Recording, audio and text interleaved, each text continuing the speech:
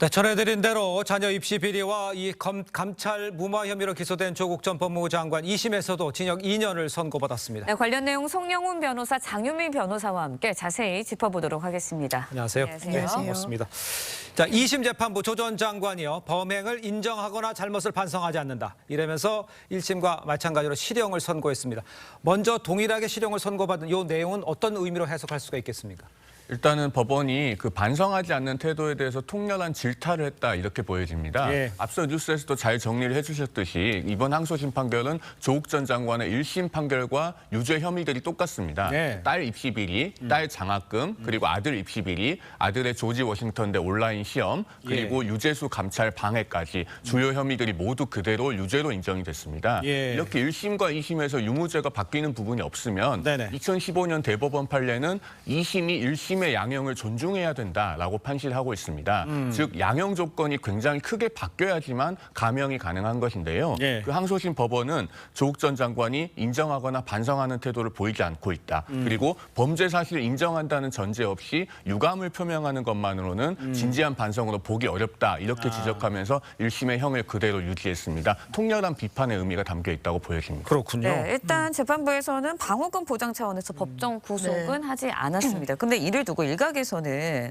조 전 장관이 2심에 이제 불복해서 상고를 하더라도 대법원에 출석하지 않아도 되는데 네. 방어권 보장이 정말 꼭 필요하냐 이런 지적도 있고요. 1, 2심이 다 실형이 나왔는데 어떻게 또 법정 구속을 면했냐 이런 지적도 있습니다. 어떻게 보시나요? 그런 지적이 있죠. 왜냐하면 2심 항소심이라는 건 사실심의 마지막 단계입니다. 예. 사실심의 마지막 단계라는 건 증거 조사나 증인 채택 같은 과정이 이제 대법원에서는 이루어지지 않는다라는 거예요. 예. 참고 자료 등만 추가로 낼 수 있고 정말 법리적인 부분만 대법원에서는 들여다보게 됩니다. 그렇기 때문에 통상적으로 실형이 선고되면 1심에서는 이게 대법원 예규 등에 따라서 법정 구속은 하지 않거든요. 네네. 뭐 손준성 검사도 그랬고요. 예. 항소심에서 법정 구속하는 게 통상적이긴 한데 예. 이번 재판부 같은 경우에는 이 재판에 성실하게 참여하면서 이제 증거인멸과 도주 우려가 없다라는 점 전반적으로 고려해서 법정 구속은 하지 않는다. 이게 피고인의 방어권을 위해서 필요하다라고 재판부가 이제 참작을 한 것 같고요. 예. 또 1심에서도 법정 구속되지 않았을 때 이제 정경심 전 교수가 그 당시에 구속 수감돼 있다는 사정을 반영을 했었는데 그 사정 변경이 있음에도 불구하고 항소심 재판부 동일하게 법정 구속하지 않은 것으로 보입니다. 그러니까 동일하게 법정 구속하지 않은 것은 여태까지 쭉 재판들 보시면 이례적인 건 맞죠? 보통 1, 2심에서 다 저렇게 나올 경우에. 통상적이지 않은 건 맞다고 봐야 될 것 같습니다. 그렇군요. 일단 정치권에서도 조 전 장관 2심 선고에 관해서 여러 가지 반응을 내놓고 있지만 국민의힘의 반응이 좀 궁금합니다. 이번 판결에서 어떤 내용들이 나왔습니까? 국민의힘에서? 일단은 법정 구속하지 않은 것에 대해서 문제점을 지적하지 않을 수 없을 것 같습니다. 네. 그 과거에 이제 한명숙 전 국무총리 또 김경수 전 경남지사 같은 경우에 예. 대법원에서 형이 확정된 다음에 교도소 앞에서 형 집행을 했었습니다. 예. 그러니까 이렇게 그 교도소 앞에서 구속 집행이 될 때 그 앞에 지지자들도 몰려들고 또 반대하는 사람들도 몰려들고 하면서 상당히 그 이벤트처럼 어떤 교도소 앞에서 장면이 벌어지고 또 거기서 충돌 가능성도 있고 예. 그런 일들이 과거에도 있었습니다. 이번에도 항소심에서 법정 구속을 하지 않으면서 만약에 대법원 판결이 확정된 뒤에 형을 집행하게 되면 또다시 유사한 상황이 벌어지게 될 것이 우려가 되고요. 그다음에 2심까지 지금 수사와 재판이 거의 4년 반 가까이 걸렸습니다. 네네. 이렇게 재판이 오랫동안 길어진 점에 대해서도 한번 우리 법원이 돌아볼 필요가 있을 것 같습니다. 그렇군요. 네, 조 전 장관 일단 2심 판결이 나온 후에 새로운 길을 찾아가겠다라고 이야기를 했습니다. 민주당에서 아직 조 전 장관 2심 선고와 관련해서 공식적인 반응, 네. 이렇다 할 반응 내놓고 있지 않고 있거든요. 네.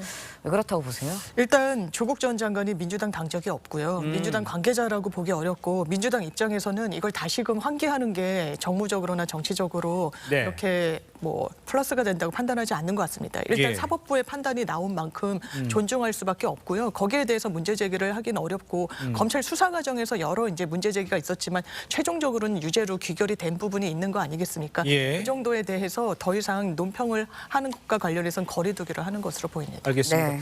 일단 이제 시각이 재판부에서 조 전 장관의 출마길을 열어줬다 이런 이야기도 나오고 있습니다만 일단 출마를 할 것 같아요. 그렇지만 대법원에서 판결이 나오면 국회 대도 상실하게 되는 상황이죠. 그 상황을 좀 설명해 주세요. 법적인 거를. 그렇습니다. 이 새로운 길이라고 하는 것을 정치권에서는 조국 전 장관이 신당을 창당해서 총선에 출마하겠다는 의지를 보인 것으로 그렇게 많이들 이해를 하고 있습니다. 예. 그런데 이제 조국 전 장관은 대법원에서 그 원심의 판결이 확정이 되면 바로 국회의원직을 상실하게 됩니다. 예. 그렇게 되기 때문에 국회 되더라도 그렇습니다. 그렇죠. 당선되더라도 의원직을 상실하게 되고 예. 그렇게 되기 때문에 사실은 이런 상태에서 국회의원 선거에 출마하는 것이 맞느냐 많은 비판이 제기될 수밖에 없고 예. 특히나 이제 2심까지 판결이 선고가 됐기 때문에 사실관계는 더 다툴 부분이 없어 보입니다. 그러면은 문서 위조 같은 것에 그 행위가 인정이 된 마당에 네. 과연 법을 만드는 국회의원직에 도전하는 것이 맞느냐라는 비판이 제기되지 않을 수 없을 것 같습니다. 그렇습니다. 네, 송영훈 변호사께서 굉장히 잘 설명을 네. 해주셨는데 예. 대법원 판결